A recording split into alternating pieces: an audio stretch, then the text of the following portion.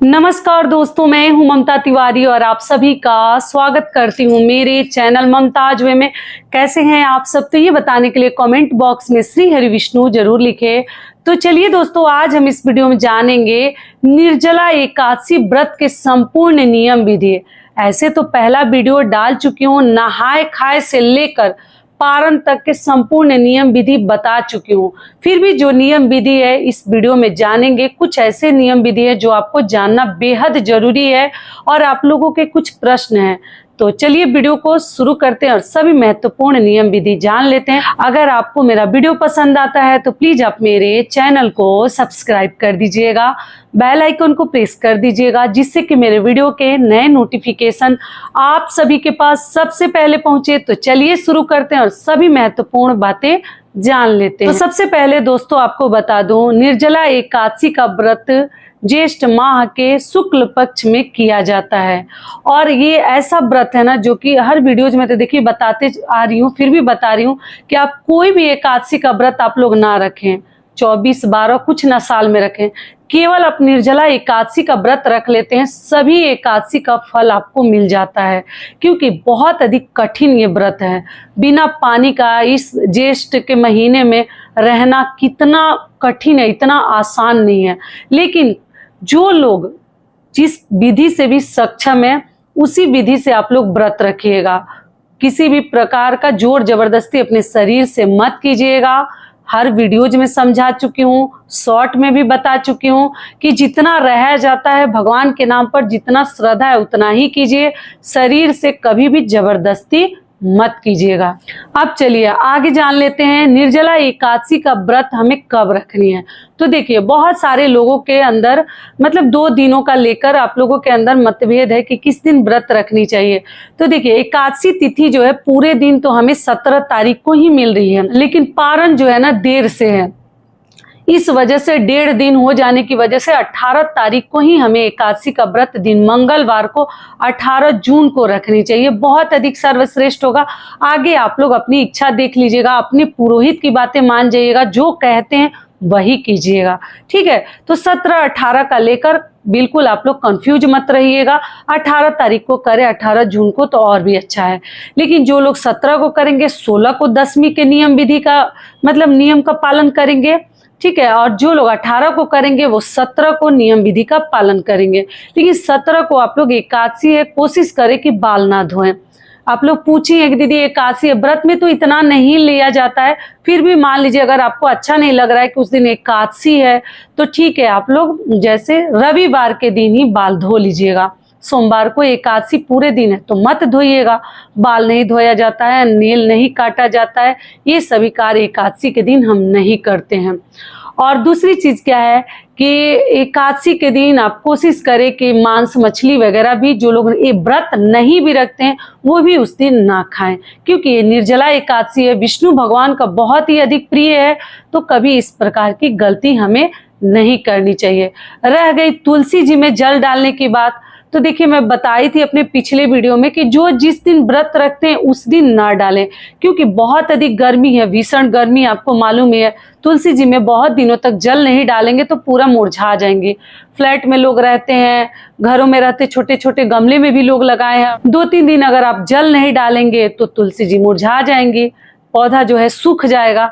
तो आप क्या कीजिएगा, आप लोग बोले हैं दीदी 17 तारीख को एकादशी है तो कैसे डालेंगे। तो देखिए अगर तुलसी जी मुरझा रही हैं, एकादशी के दिन है इसलिए नहीं डाला जाता है। तुलसी माता भी विष्णु भगवान के लिए व्रत रखती हैं, तो कुछ लोग तो 17 को भी रखेंगे, तो ठीक है आप लोग मत डालिएगा। रविवार के दिन जल डाल लीजिएगा, रविवार के दिन नहीं डाला जाता है।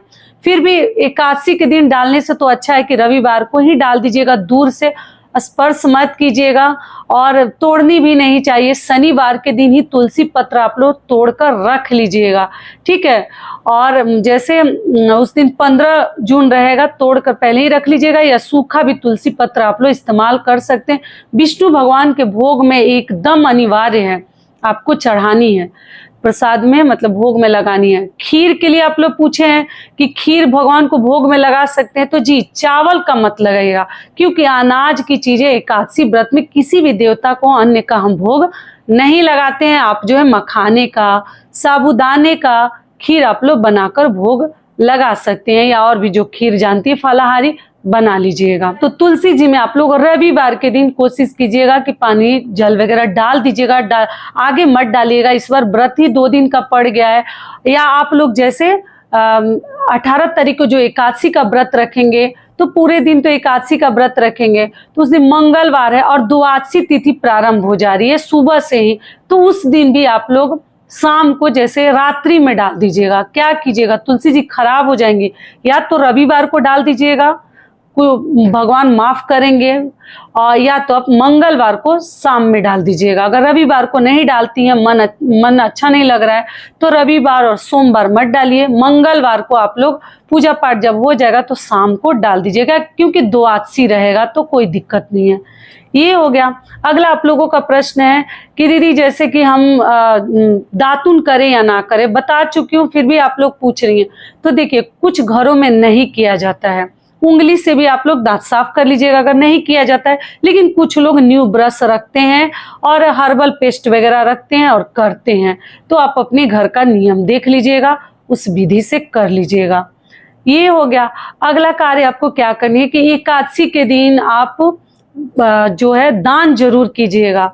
आप लोग पूछे हैं कि दीदी दान में केवल क्या चीनी और पैसा का कर सकते? जी, जिस लायक के आप हैं, जैसा सामर्थ्य है वही आपको करनी है, कुछ एक्स्ट्रा नहीं करनी है। और भगवान ने सब कुछ दिया है, तब आप हर चीज का दान कर सकते हैं। केवल अन्न छोड़कर, अनाज छोड़कर सब कुछ दान कर सकते हैं। पुरुष से संबंधित चीजें भी कर सकते हैं, महिलाओं से संबंधित चीजें, सुहाग की चीजें, कपड़ा, फल, वस्त्र और छाता, जल, ये सभी चीजें आप लोग दान कर सकते हैं। बर्तन, यही सब करते हैं। क्लियर हो गया। और अगला आप लोगों का प्रश्न है, दीदी मासिक धर्म में क्या पहली बार एकादशी का व्रत उठा सकते हैं? एक चीज और जान लीजिए, पहली बार जो लोग भी एकादशी का व्रत करना चाहते हैं, निर्जला एकादशी से आप लोग शुरू कर दीजिए, प्रारंभ कर दीजिए। इससे शुभ संयोग आपको नहीं मिलेगा। या तो निर्जला एकादशी से हमें शुरू करनी चाहिए, या देवउठनी एकादशी सर्वोत्तम है, देवउठनी एकादशी से भी आप लोग कर सकते हैं। तो मान लीजिए कि 2-2 एकादशी है, अगर आपको पहली बार करना है और ऐसा हो गया है, पीरियड आ गया है, तो आप क्या कीजिएगा कि देवउठनी एकादशी से भी आप लोग उठा सकते हैं। बहुत दिन नहीं है, लेकिन जो वार्षिक व्रत है, साल में केवल एक बार ही आते हैं, तो वो व्रत तो मैं तो ऐसे में हमारे तरफ उठा लिया जाता है, जैसे सुहाग वाले जो भी व्रत है, क्योंकि अगले साल कौन जानता है कि कैसा दिन रहेगा, कैसे हम रहेंगे नहीं रहेंगे, तो इसलिए हम लोग उठा लेते हैं। आप अपने घर का नियम देख लीजिएगा। लेकिन एकादशी के रह गई बात, तो सामने देवउठनी एकादशी आ रही है, आप लोग उससे भी उठा सकते हैं अगर ऐसे में नहीं उठाना चाहते हैं तो।